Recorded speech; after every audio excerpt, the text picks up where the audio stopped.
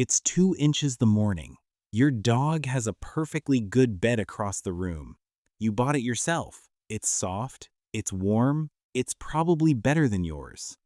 And yet there they are, pressed right up against you, breathing slowly, taking up exactly 75% of your mattress and leaving you the rest.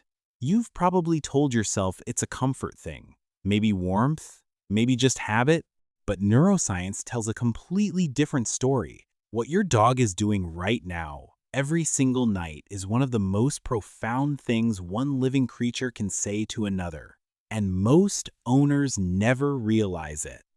Let's start with the obvious explanation, the one almost everyone believes. Dogs sleep with you because they're cold. It sounds logical. Dogs get chilly, you're warm, problem solved. But here's the thing, your dog has options. The sunny patch by the window, the couch cushion they've slowly claimed as their own, the pile of blankets in the corner, radiators, rugs, your laundry on the floor. If warmth was the only thing they wanted, they would never need you. So warmth isn't the real reason, not even close. Here's what's actually happening. Sleep is the most vulnerable state any animal can be in. Every instinct in your dog's brain, inherited from thousands of years of survival, tells them to find somewhere safe times when they're unconscious. And instead of choosing a quiet corner, they walk across your entire house and climb next to you. That choice means something. Researchers at Eötvös Loránd University in Budapest wanted to understand exactly how dogs bond with their owners. So they took one of the most famous tests in all of human psychology, Ainsworth's strange situation procedure, a test originally designed to measure how infants bond with their mothers, and they ran it on dogs. The results stopped them cold. Dogs formed attachment bonds with their owners that were functionally identical times to the bond between a baby and its parent. The same need to stay close, the same distress when separated, the same visible relief when reunited. 61% of dogs tested were securely attached, almost the exact same proportion found in human toddlers. When your dog curls up beside you at night, they aren't being needy. They're doing something attachment psychologists would recognize immediately. They're going to their safe person at the moment they are most vulnerable. You are their secure base. But this isn't just psychology, it's chemistry.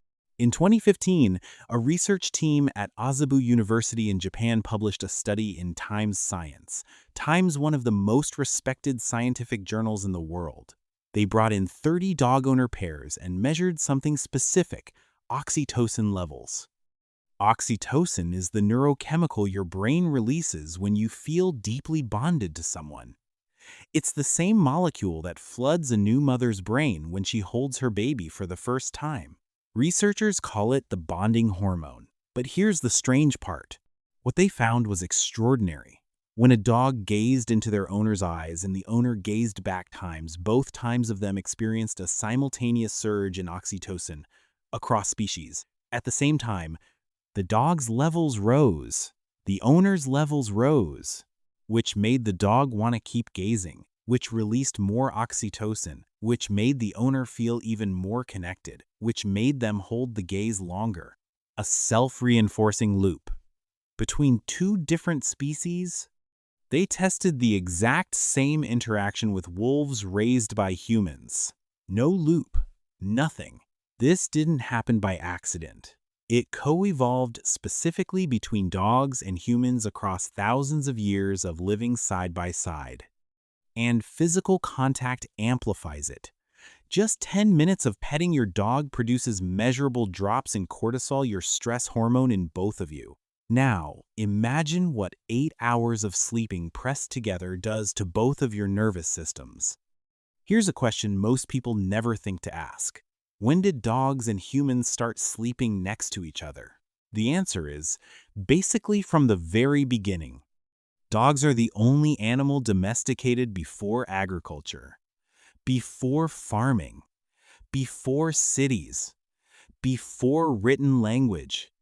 Around 15,000 years ago, wolves began approaching the edges of human camps, drawn by warmth, by firelight, by scraps of food. The boldest ones, the ones least likely to flee, survived better. They reproduced more. Their offspring were slightly less afraid, slightly more curious, slightly more willing to stay close. Generation by generation, something was changing. They weren't wolves anymore. In Germany, archaeologists uncovered a burial site dated to 14,000 years ago. Two humans, interred together, and beside them, two dogs.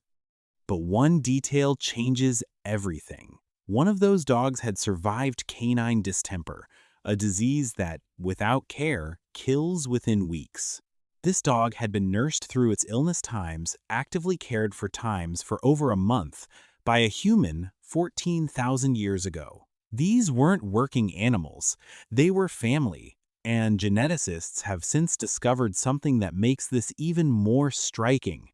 Domestic dogs carry unique genetic insertions on chromosome 6, a region directly associated with extreme sociability and human-directed bonding. Wolves don't carry them.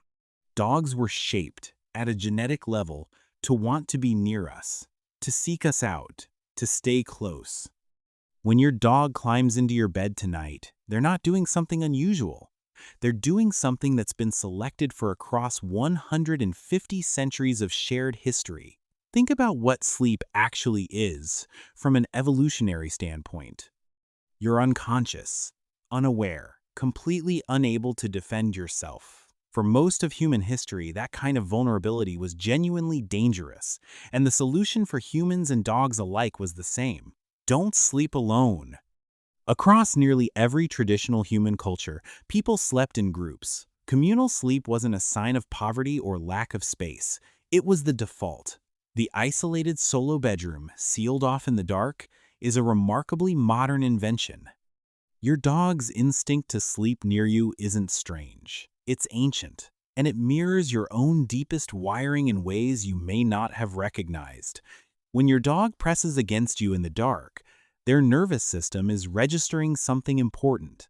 This is the safest place I know, and somewhere underneath your own conscious awareness, your nervous system is registering the same thing. Now, here's a study that seems to contradict everything I've just told you. Researchers at the Mayo Clinic tracked the sleep of 40 adults and their dogs across 7 nights, using clinical-grade sleep trackers on both. The data was unambiguous. Dogs times objectively times disrupted human sleep. Movement, repositioning, the occasional middle-of-the-night stretch. By every measurable metric, sleep quality was worse. And yet, almost every participant reported feeling more times comfortable, more times secure, and more times rested when their dog was in the room. How is that possible? A researcher at Canisius College surveyed nearly 1,000 women about their sleep habits and found that dogs were rated as less disruptive than human partners, more comforting, more consistent. A follow-up study used motion trackers to figure out why. Owners were waking up briefly every time their dog shifted but almost never remembered it by morning. The physical interruptions were real, but the felt experience of safety times was stronger than the disruption. And this might be the most important insight in this entire video. The psychological benefit of sleeping beside a trusted living presence, something warm and breathing that your nervous system recognizes as safe times, may matter more to genuine rest than uninterrupted darkness and perfect silence. Maybe your dog isn't disrupting your sleep. Maybe they're giving you something sleep hygiene guides don't know how to measure. In 2024, researchers at the University of Jyväskylä in Finland monitored something called heart rate variability (HRV) in 30 dog owner pairs across multiple conditions. HRV is one of the most sensitive measures we have of how your autonomic nervous system is functioning. High HRV means your body is relaxed and regulated. Low HRV means your stress response is active. What they found was this. Across every condition tested, dogs and their owners showed correlated HRV patterns. Their nervous systems were moving together. When the owner was calm, the dog was calm. When the owner's stress response shifted, the dog's shifted too. And the synchronization was time's strongest times during rest. They ran the same tests with dogs and strangers. No synchronization. Nothing. This only happened in bonded pairs. What this means is that sleeping beside your dog isn't just emotionally comforting, it's a neurological event. Two separate nervous systems from two different species co-regulating each other through the night, keeping each other steady in the dark. There's one more thing I need you to hear, and it might be the most practically important part of this video. If your dog has been sleeping beside you for months or years and one day they stop, don't brush it off. Dogs are deeply habitual. When an established behavior disappears overnight, there is always a reason. Sometimes it's environmental, a new animal in the home, a new person, a shift in your routine. Something that feels minor to you can feel seismic to a dog whose entire sense of safety is built around predictability. But sometimes it's physical. Veterinary researchers have documented that changes in sleep location are among the time's earliest behavioral signs of pain appearing before limping, before stiffness, before any symptom you'd normally notice. A dog who stops jumping onto your bed might not have developed a new preference for the floor. They might be hurting, and they haven't found a way to tell you. In older dogs, disrupted sleep patterns are the primary early symptom of canine cognitive dysfunction, the dog equivalent of dementia. It affects an estimated 35% of dogs over 8 years old. Your dog doesn't have language. Behavior is the only voice they have. If the nightly ritual changes, pay attention. So the next time you wake up at 2 a.m. with 6 inches of mattress and a dog pressed against your side, remember what's actually happening.